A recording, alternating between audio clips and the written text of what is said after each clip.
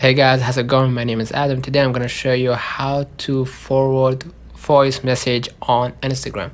So let's say for example I sent this voicemail and I wanted to forward it to the next person. I wanted to send it to the next person and I want him to see this voice message. So the only way to do that, since Instagram don't provide this update or this feature, you're gonna go to swipe above and you're gonna click on the screen recording.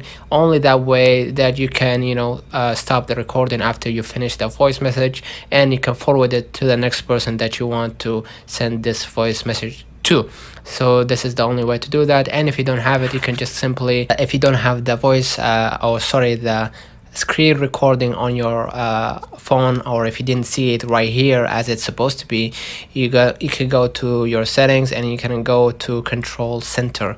So afterwards you can start deleting and adding the for adding the features that you want to control on after you swipe up to see those features as you can see it right now.